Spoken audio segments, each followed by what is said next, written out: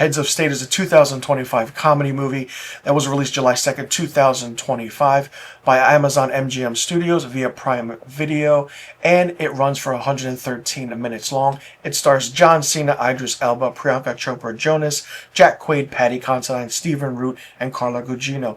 It tells the story of the President of the United States and the Prime Minister of England who have to come together and find out why someone wants them dead and who's behind all this craziness that is happening.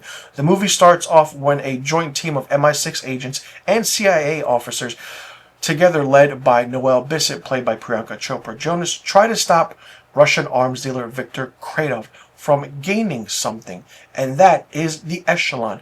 The Echelon is a global surveillance program used by the intelligence alliance of the Five Eyes. And then craziness ensues in an action-packed opening scene, and it's just, whoa. Paddy Considine as Viktor Kradov is really, really good in this, and I will get to that a little bit later. We then see that the Prime Minister of England, or Britain, whatever you want to call it, is Sam Clark, and he has a state visit from the newly elected President of the United States, Will Derringer, played by John Cena. Nobody really likes him because he had a previous career as an action movie star, and he's only been on the job for 6 months. The President and Prime Minister don't get along, and we see that when they hold a joint press conference, and they try and, deter away from the aspect of what happened in Spain with the MI6 and the CIA attack. Then everything is going on, and then they get on Air Force One, more craziness ensues, and then it's just trying to get to the NATO summit in order to figure out things and what is going on and what's happening. The aspect of how everything works in this movie is fun, crazy. I don't understand how this film didn't get a release in theaters when it should have, especially when it was released during the 4th of July weekend on streaming on Prime Video. I feel like this film could have been number 2 or number 3 at the box office, and that would have been fine. It would have made at least globally, worldwide, close to $200 to $300 million, which is really good.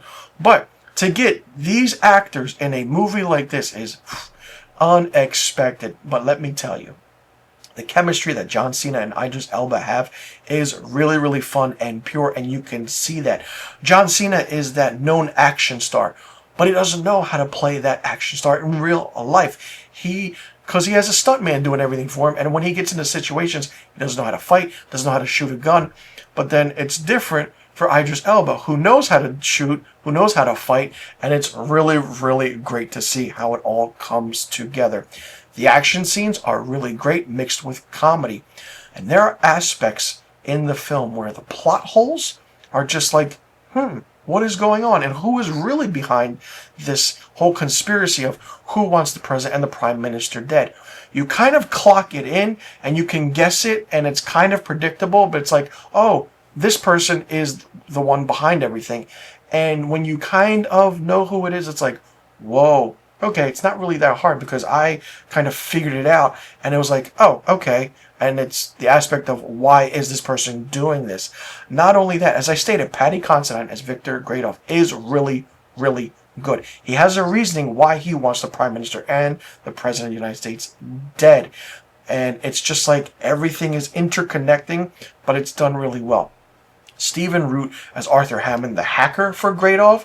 There is a scene where the Echelon spots the President and the Prime Minister at a safe house. And they escape, they get on a train, something happens, and then all of a sudden in one scene, Arthur the hacker is sitting in a room looking at them on the screen, and suddenly, in the next scene, he's on a train talking to them. I'm like, there's a big plot hole there. And it's like, what is really happening? Not only that, the CGI. I really don't understand how CGI in films has gotten really, really bad. And you can really see that, especially when the President and Idris Elba's character are getting on a train. It's like, and it's going away. It's like, you see the tracks and it doesn't really work. There's a scene where how Idris Elba's character goes from one place to another with weird edit cuts, and it's just like, how did he get from that building to where he is, and how did he follow John Cena's character. Everybody, it's just insane. And the music selection for each scene that goes with the action is really, really done well. Not only that, Jack Quaid as Marty Comer as a CIA operative. For the few scenes that he's in, he's amazing. He's absolutely amazing. He's the comic relief, but he's badass, and he just has this arsenal of weapons and just starts going crazy. And it's really, really fun. Priyanka Chopra Jonas as Noelle Bissett was badass.